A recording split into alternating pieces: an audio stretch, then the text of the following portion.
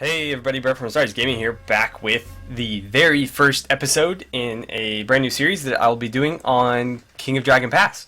So, for those of you who didn't see the first look I did on this, I did one, I think it went up just a couple of days before I'm posting this, and it was a pretty big hit. Everybody seemed to enjoy it, and I had a lot of requests to do a series on it, and so I'm just going to go ahead and start this series and hope I can find a place to put it. I'm going to do my best to sort of start winding down Warhammer 40k Death Watch, because that seems like it's sort of worn out as welcome. The interest isn't quite there anymore, but I do want to finish it, so I'm just going to try to speed things up in that regard. So yeah, we are going to set out today to try to become the King of Dragon Pass, so without any further ado, let's go ahead and set up our clan. Oops, sorry about that, guys. I forgot to remove my personal playthrough, so there's only one save file in this game. You can't have multiple saves, so I had to get rid of my test playthrough in order to start this. So I'm, making a cut there so you guys don't have to see that. But yeah, so basically the way you create your clan is you go through this little storybook section and you make choices that will shape the way that your clan works. So yeah, let's go ahead and read through this. There was once a time when gods and people walked the earth together. Your clan traces its ancestry back to those times. Your clan's history begins when you joined the forces of the storm god Orlanth. Back then, Orlanth was simply one of the many upstart rebellious gods bent upon conquest of the world. Orlanth's unique contributions at the time were personal honor and a close kinship to the other deities who seemed to be on the winning side. After many tribulations, adventures, and discoveries, Orlanth proved himself worthy of marrying Ernalda, the Earth Mother. The two formed the marriage ring and created a great harmony in the world through this sacred bond. Your clan took part in the wedding ceremony. Most clans either whooped with Orlanth or learned a secret from Ernalda. A few clans stood with Elmal, god of horses and the sun, as an honor guard. How did you prepare for the great marriage? So you have three choices here: Orlanth, Ernalda, or Elmal. We can don gleaming armor and stand guard with Elmal to protect the celebrants. We can whoop with Orlanth and drink the 8 known drinks so that your heads would hurt during the ceremony, so you can party it up. Or your women withdrew with Ernalda and learned a list of names which they promised not to repeat to the men. In my personal test playthrough, I sort of went with like your generic like Viking sort of warlike tribe, clan, what have you. So in this one I want to do something a little bit different. And I want to do a very I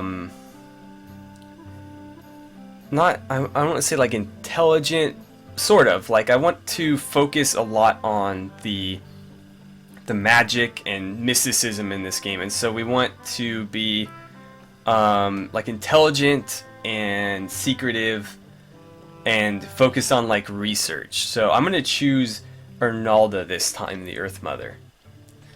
So we prepared for the great marriage by withdrawing our women with Ernalda and learning a list of names which they promised not to repeat to the men. Orlanth's struggle to remake the world was just beginning, and many other gods joined him in it. Orlanth fought Yelm, the Bright Emperor, and undertook many wars of conquest. Other, more peaceful deeds were just as important. Your earliest famous event was the healing of Orlanth, when the merciful goddess Chalana Oroi joined Orlanth's tribe, the 100-day hunt, when Orlanth and his son Adela tracked the Sky Bear, Jested Settlement, where Orlanth and Isares the talking god. I can't read for some reason today, or any day apparently. Outwitted foreign deities in difficult negotiation. The procession of animals, where Eralda, the cow mother, led the sacred herds into Orlanth's stead. When Barntar, son of Orlanth, and Ernalda learned of harnessing oxen to plow. A lot of these are like agricultural buffs and stuff like that. When Lancor Mai, the knowing god, learned how to use the marking bone, which could mark signs of power upon anything. I think that's the one we're going to take. When Pella, the pottery goddess, made the first pot to store grain in. When Roitina, Lady of Dance, did the first claiming. No, we want to do Lancor Mai. We're going to focus on the knowing god, and like I said, information is going to be the big thing for us. Orlanth succeeded in remaking the world, thus began the golden era called the Storm Age. Orlanth's son, Vinkat, was a famous warlord during this time. Most of the people in the area were his followers. He introduced new principles, such as the rule of hospitality, which said that after you invite people into your steads, you could not attack or harm them. Thus was much treachery banished from Orlanthe society.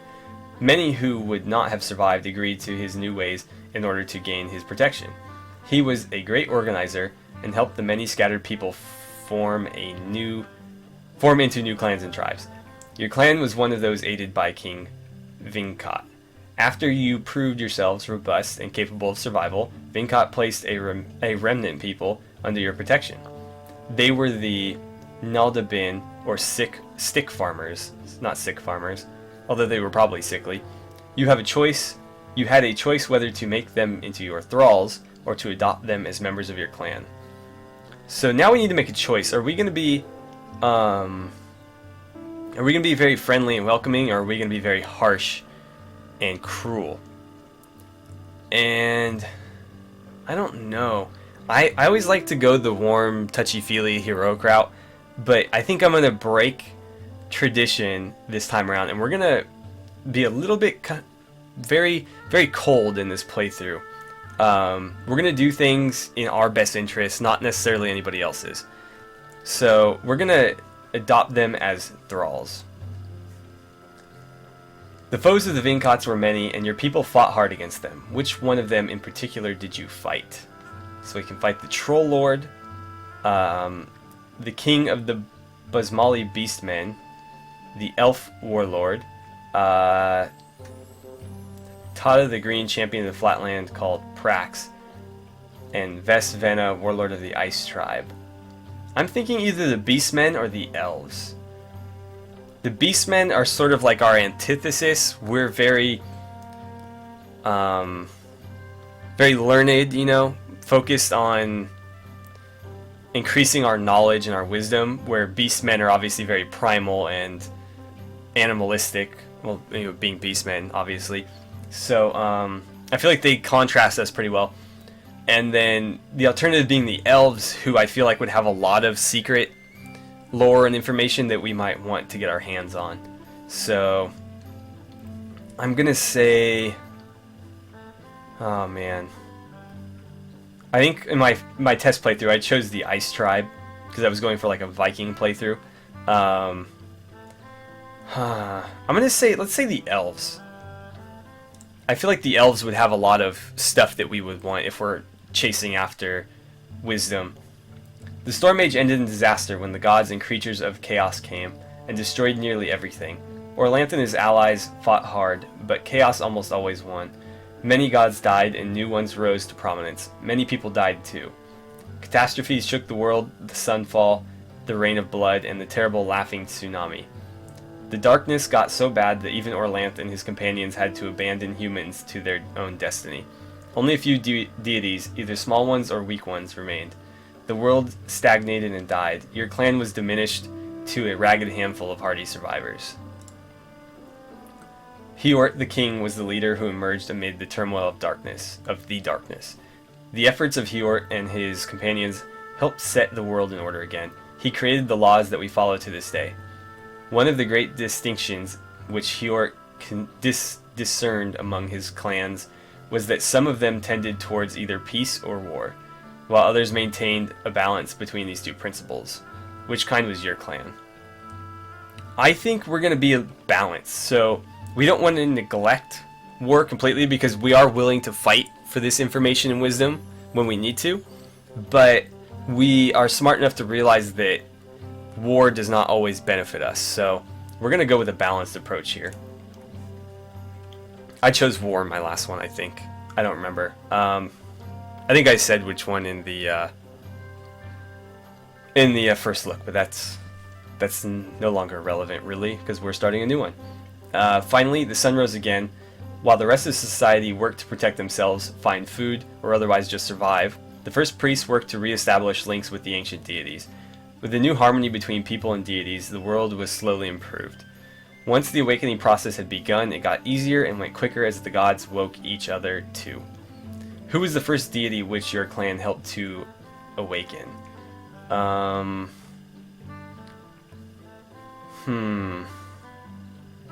I think we're going to focus on Lancor Mai, the knowing god. Things have been different since the dawn 1300 years ago. Orlanth and the other gods retreated from the world, leaving it to mortals. I feel like it should say dumb mortals, but I don't know, whatever. You can still contact them through ritual and sacrifice, or enter their realm by reenacting stories about their deeds, which contain great magic. But they no longer walk beside you. When you settled in a new place, you marked this great change in the world by naming your land not after a god, but after a mortal like yourselves. You called it Hjortland, in honor of the king who taught you how to survive during the darkness. Okay. About 600 years ago, a dragon approached you in either its own form or that of a human with a dragon soul inside it. The dragons had always been hostile, or at the very best, utterly uncaring. Orlanth was always the dragon slayer. Okay. You had to choose whether to believe it and cooperate and learn to do what dragons know, or whether to maintain neutrality. How was your attitude towards the dragons? We were hostile. We would never believe a dragon. Most of the people who said yes to the dragons moved to Dragon Pass, a land to the north of your home. You stayed in Hjortland, and it is a good thing, too. For a little over 200 years ago, the dragons rose up and ate everyone who lived in Dragon Pass. Okay, well, probably for the best that we didn't then. They ate the Orlanthi along with all of the other foolish human dragon friends. For a long time, no human went to Dragon Pass. They were sure that the dragons would eat them too. Recent events made you think twice about the abandoned land of Dragon Pass. A generation ago, a usurper who called himself the Pharaoh came to Hjortland and started a civil war. Your clan broke into disputes, sometimes violent, about whether to support the Pharaoh. In the end, your group of dissidents decided it would be better to risk the dangers of Dragon Pass than to stay and kill your own kin, the greatest sin an Orlanthi can commit. Those unable to live under the Pharaoh would move northward to Dragon Pass. People of similar beliefs from other clans had already made the same decision and settled there. So you made a new clan, just as your ancestors had done in the days of King Hjort. Your new clan made the dangerous trek to Dragon Pass and selected a place to live. Like the other Orlanthi refugees from Hjortland, you settled in Quiviniland. Oh god, there's way too many I's in that. A mountainous area in the southeast of Dragon Pass. You would call these lands your home, or Tula. Tradition required you to make a formal land claim. How much land did you claim?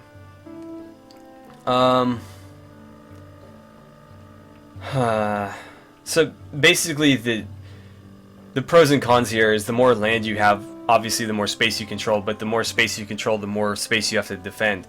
And so if you take huge tracts, then you have several people attacking you trying to claim it. If you take very little, then you have to fight to expand outwards more quickly. So let's go with just slightly more than we needed to grow into, but we don't need to be, greedy. So we'll just take a little bit more on the expectation that we will be growing, which we obviously will, because that's the point of the game. So clan name or Leving. I don't know what to call these guys. You know what? I'm gonna go with a 40k reference here, and I always reference Warhammer 40k, but I love Warhammer 40k. Because we're going for this very information and lore based clan, I'm gonna name these guys the Thousand Suns, and I need to spell it right. For those of you who don't know, the Thousand Suns were one of the founding chapters in the Space Marines, and they were all about finding relics and stuff like that. And it is implied that they are the founding chapter of the Blood Ravens, who are the main focus in the Dawn of War games. The Thousand Suns now being a Chaos faction, part of the Chaos faction, and the Blood Ravens obviously being part of the Imperium of Man, and so that's why their history is so muddled, is because they're supposedly from the Thousand Suns. So yeah, there's your little Warhammer 40k lore lesson today. I'm going to leave it on normal difficulty just because I am still somewhat new to this game. We're going to stick to short length here, just because I don't know... Remain king for 10 years. I don't know that really matters. Like I said, I'm going to stick to short here because I prefer to do multiple playthroughs rather than one that lasts a long time and people get bored. So, right, let's go ahead and play. Now let's see who our circle is, and we can change these guys. Not right this second, but we can. So, Saranil is our chief. He wants me to spend what we can on mysteries so we can sacrifice to understand and perform Orlan's blessings. Okay. Well, based on our focus for this playthrough, I think that's a pretty legitimate course of action. Enerin wants me to maybe reconsider becoming peaceful so that we can allocate more to our crops and such. Perendal doesn't want me to allocate anything because he doesn't think we have enough magic in reserve. 7 is what you'll have for most of your early playthroughs, so yeah. He wants me to go for mysteries.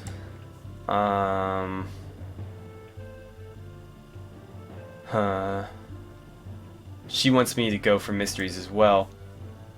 She wants me to go for crops. And yeah, I like to keep at least one in reserve at all times. I'm going to throw one into crops, one in diplomacy, one into health, one into herds, one into mysteries, and let's throw one into trade. We're not going to worry about war, and we're not going to worry about quests right now. We don't really have any quests that we can take on immediately, so there's not really any point in throwing some magic in there just yet. We'll keep one in reserve in case we're in a desperate situation and we need to use one. So let's go ahead and proceed. Right, so we've got a little bit of time left. We are in sea season, and so the last thing you want to do in sea season is anything on your war tab, basically. This game can be very punishing at times. If you decide to send your farmers away as, foot soldiers to raid, you won't have enough farmers to gather your crops, and so you'll lose quite a bit of food. So obviously that's something you want to avoid if you can. One thing I will do from the war tab though is we're going to fortify a little bit. So we've got the stake perimeter.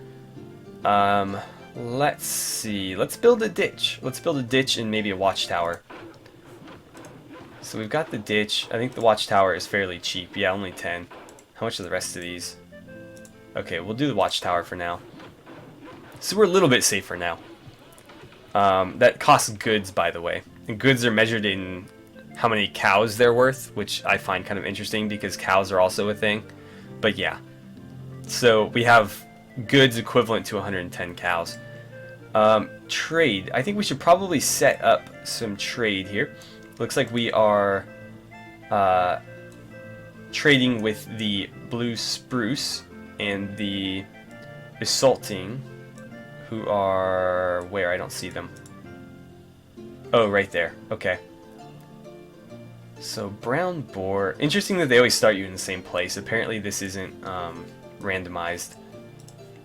So the brown boar, I'd like to set up with them since they are our neighbors. Huh.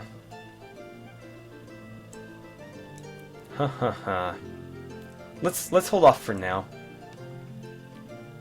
Just because I do want to expand and they might be easy to get rid of. Ooh, what do we got here? Okay, so we have a bull that sires more calves than normal, so that's good. That'll boost our what's it called? Our herds. Yeah, our herds.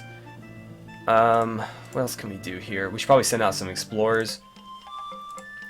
who do we want to send? He's a great bargainer. We probably want someone who's a little bit better in combat. He's okay. He's got good leadership too. Want somebody who's like very, very good in combat.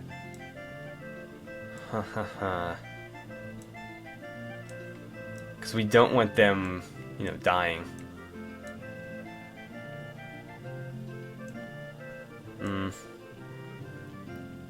Right. So we don't have anybody who's like great in combat. Got a couple of very goods. But nothing, nobody that immediately stands out. Probably send this guy. And we'll send him with 2 weapon thanes and 10 footmen. And let's send him to Quiven Mount, or Mount Quiven. So let's see. He's come back from an expedition in the mountains. He says he's found the cave lair of a worm. Worms are dragon-like creatures. We can forbid anyone. We can send a party to give a gift. We can send a party back to kill him. Or we can trade it to another clan. What's he want me to do? Let's see. Worms follow the religion of dragon newts. They hope to one day be reborn as dragons. Fairly intelligent. You can get a good price for it. Seems like everybody wants me to trade it, so I think we will. Depending on who's in your circle, you actually have other options. In my personal playthrough, we had a trickster on the circle, and he actually requested to meet the worm, and he taught him how to gamble, and then ended up basically like conning him out of all of the treasure he had. So that was kind of cool. We don't have that option here though, so I think we're just going to sell the map. So we got 10 goods for it. Okay, so they killed them and greatly enriched their clan. We probably should have done that too, but oh well. Alright, so Hyorl, a Thane from the Oralmarth clan, comes to ask you for information about Bragbane, chief of the Fire Quartz clan. We intend to enter into negotiations with Bragbane and hope that you know something about his personality, so that we will be prepared for our parley with the Fire Quartz. You owe us a favor, and we will consider your obligation discharged if you give us good information. So he thinks we should give them the information. She says we should probably do the same. Seems like everybody's pretty much on board with giving them the information, other than him, who thinks that we might not be correct. So maybe we should temper our answer by telling them that we can't guarantee that they're correct, like he was suggesting, rather than just claiming that we know him very, very well. So I'm gonna temper our answer a bit here. Okay, so if you do not stand behind your words, says Hyorl, they are worth little and will not erase your obligations to us. Nonetheless, I will listen to what you have to say. Well, that sucks. Okay, well, we should have stood behind our words then. We'll still answer his question. Is Bragbane a holy chief? Oh, well, I honestly have no idea.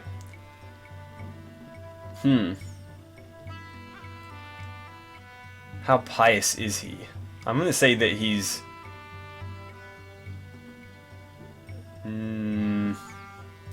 I don't know, based solely off of his name, Bragbane. Is he the Bane of Braggarts? Maybe he's very holy? I don't know.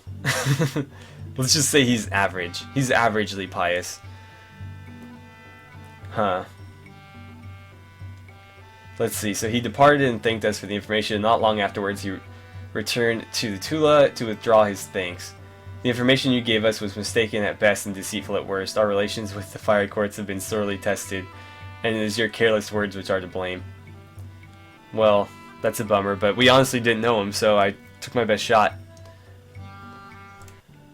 So yeah. I think that's going to do it for today because we're running out of time. We will pick back up obviously right here. And now that it's fire season, we can do a little bit more. I'd like to start making some sacrifices to some of the deities to get some information so that we can start questing a little bit maybe. Obviously we won't be able to quest right away, but at the very least I'd like to unlock some more of these and potentially build up some more shrines. And then if we can accumulate some quests, that would be nice. It looks like we do have one though. So, I don't know. Maybe we'll do that one next time. But I don't know that I want to do them this early, because they can really cost you if you fail them. So, we'll think about it next time. But yeah, as always, thank you guys so much for watching. If you enjoyed the episode, don't forget to like and subscribe. Please feel free to share my videos however you guys see fit. And I will see you guys back here for the next part of our King of Dragon Pass Let's Play.